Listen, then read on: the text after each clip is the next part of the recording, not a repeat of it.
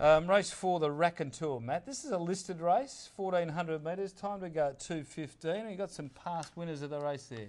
Yeah, well, Ballroom Crown won the race in 2009 and is going round later on in the program. Defeated Henry the Horse by a narrow margin. A Nostrola.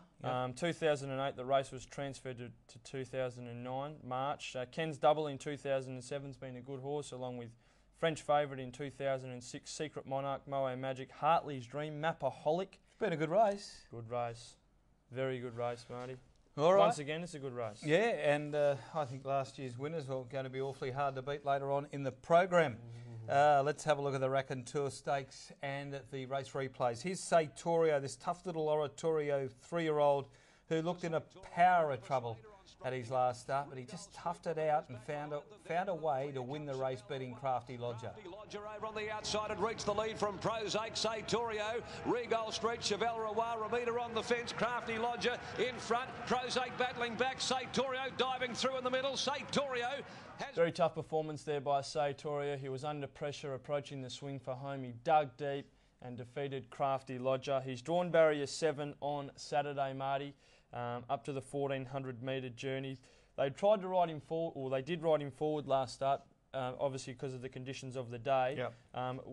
Where do you see him on Saturday? I've got him about 4 back, and I think he's going to be suited in that that position from his barrier draw of 7. It won't be bad.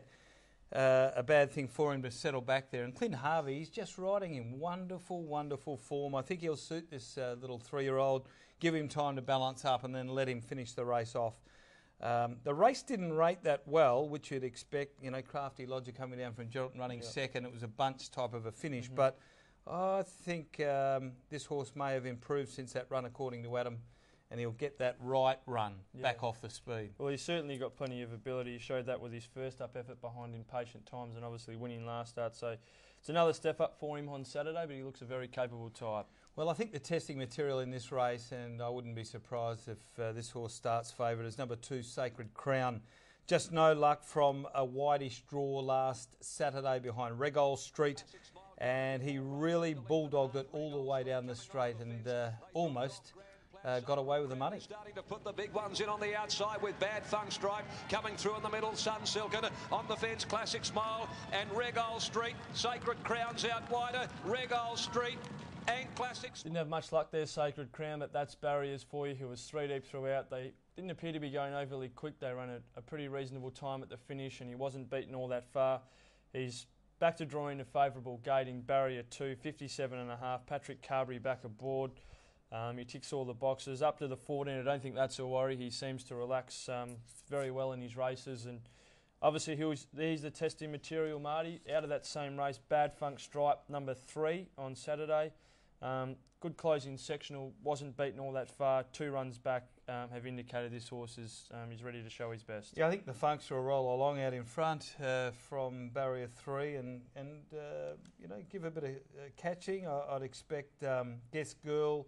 There's a few that'll want to be there. Cherie Chevelle again. Paul Harvey too. We haven't mentioned that the Pontiff is back in action at Ascot. Gee, it's going to be great to have him back. Cherie Chevelle doesn't mind sitting out 3 wide and working. She's done that before and won. And I imagine a horse, Luminol, could even jag the 1 out, 1 back position. But leader's back will be Sacred Crown. Needs a run somewhere in the straight, and I think it'll be getting the money. Yeah, I'm going with you as well. Race 4, horse 2, Sacred Crown. Big watch on the 4, Cherie Chevelle. I think this is her best chance of winning a bit of black type, and with Paul Harvey back in the saddle, she'll be the saver for me. But number 2, Sacred Crown. Yeah, she was a good, tough run in the breeze there in the Champion Fillies at her last start.